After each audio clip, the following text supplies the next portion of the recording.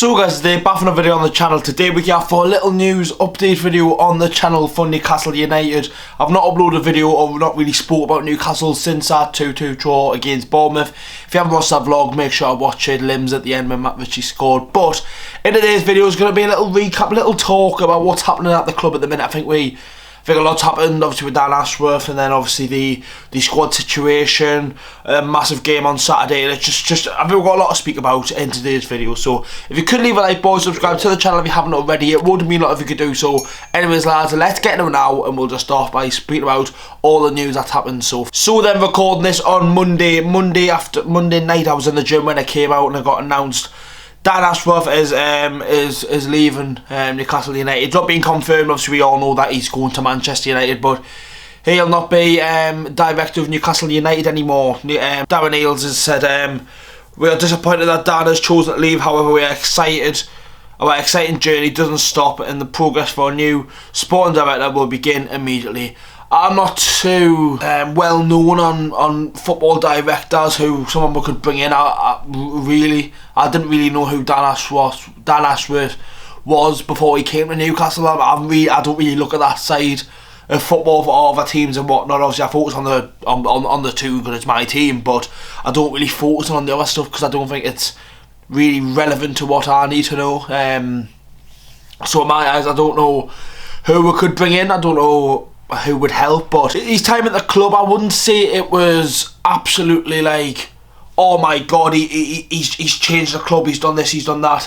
Don't get us wrong, he's made a lot of good signings for the club and it helps with, but it was I just hate the fact that Man United are getting sucked off by Sky and the telly yet again. They try to like suck them off, being like he's so good. Yes, he signed some unbelievable players for Brighton, Alex McAllister, you've got Caicedo, Matoma, I think some of their big players who they've sold for big money, and players who are still in their team now. He's the one that signed them.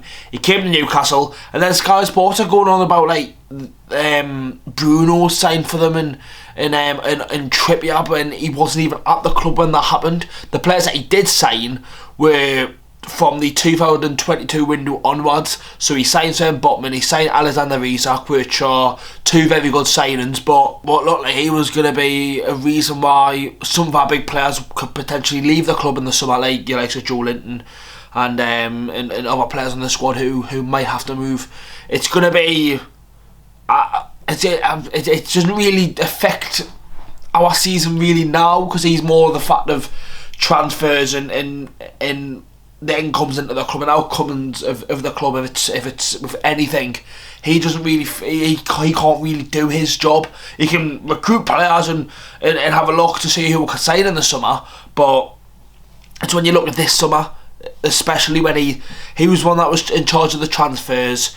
We signed a player who's been banned, which we're unsure if Newcastle knew anything about that or not. A left back who doesn't play for Newcastle, and potentially could have to buy him for 37 million. We've signed a winger who's played 8 times for Newcastle.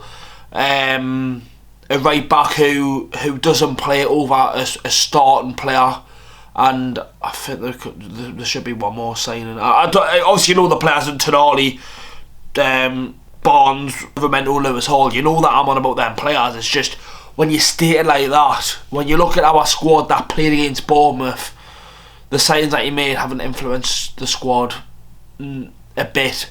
Not really. Livramento should be playing, but the summer that we had, it did feel disappointing at the time. In my eyes, I was expecting a little bit more than obviously the FFP situation, but look, we can't down about with everything, oh, this, that, the other. We got to just think we're a club that's moving in the right direction. It's not like we're going down, we're going up. And if people don't want to be part of the project and want to go on to do different things in their life, it's one of them situations where it's just, you've got to just move on from it. It's not like the club have let him go and everyone's fuming. He's decided to leave. And if Man United have to pay the money, obviously they're on about now that Man United have to pay, was it 20 or 26 million, I can't remember, it was around the 20 million mark, and I think that's good. In 2022, Newcastle was struggling and we were trying to sign Jesse Lingard on loan, and he wanted the move, and Man United said, if you want him on loan, you've got to pay 12 million. 12 million when we're going to sign him to play in February, March, April, May. Newcastle should do anything they can to get as much money for Dan Ashworth to go to Manchester United, but that's the big news, and we're going to briefly speak about the performance against Bournemouth now. So then, Bournemouth 2-2 draw. I didn't have time to do any videos and stuff. Literally, I got in the house, got ready, then I was out in the tune with Waterlass. But Newcastle were disappointing. We were really, really disappointing. One thing that struck a mind for me, every time we played Bournemouth under Eddie Howe, we've not won, which I don't know if that's just unlucky or if that's because it's his old club, and I really don't know. I really don't know. But the team just didn't flow. We looked all over the shop at times, and I think Bournemouth rightly so deserved to get at least a point, 100%.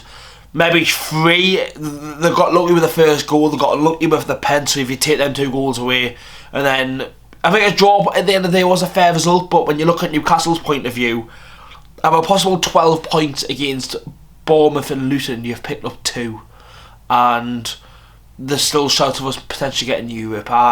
With the injuries that we've still got, we haven't got a striker. We played Jacob Murphy up top, Harvey Barnes and Gordon, all the men up top at some time in the game. We can't focus that much with this team. Yes, we've got the FA Cup to still focus on, and obviously if a miracle happens and we did win the FA Cup, we would get European football. But as it states now, I can't see Newcastle getting anywhere. We've still got a lot of the top 6 to play. A lot of the teams that are doing very well at the minute.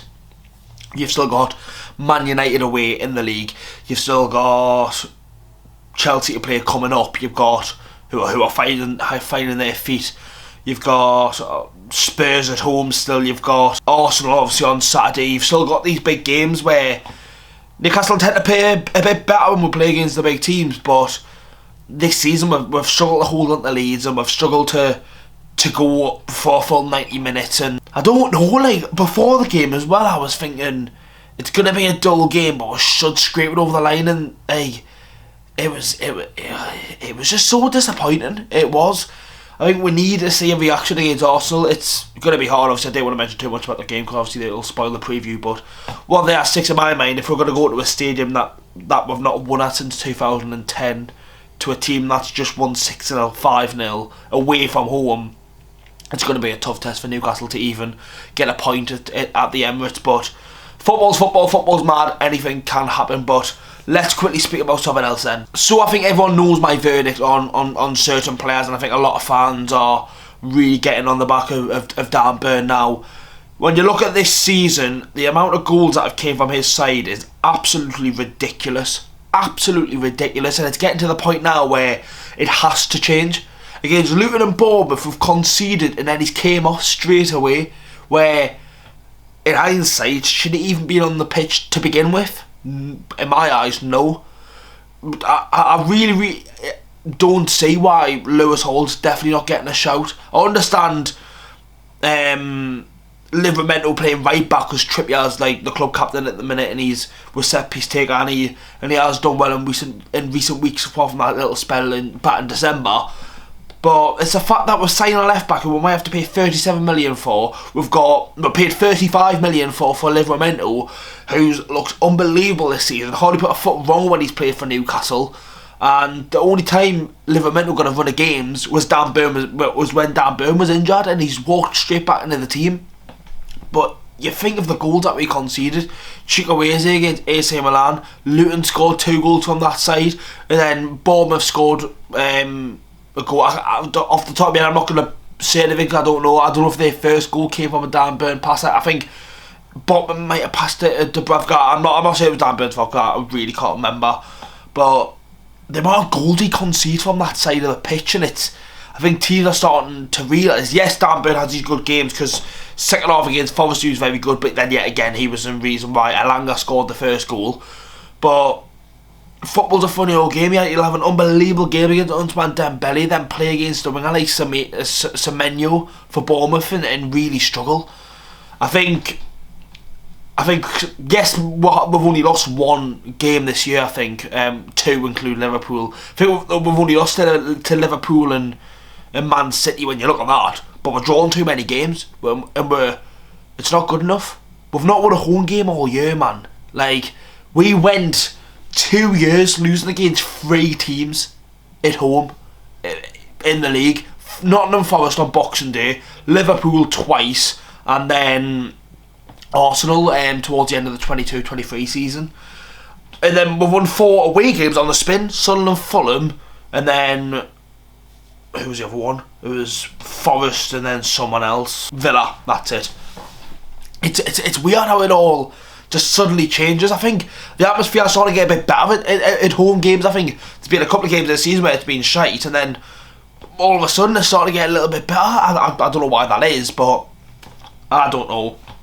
Never your fault. I don't want to spoil too much for the Arsenal game because it's the reason why. It's just a brief little talk, boys. I thought I needed it. And there we go, boys. That is going to be the end of this little talk video. I'm recording this on Monday night, so it will go out Tuesday because it'll be too late when this video goes out after the time I've edited and done all the stuff for it. So if you could leave a like, boys, subscribe to the channel if you haven't already. It would have been a lot if you could do so. The Arsenal preview will be out on Thursday.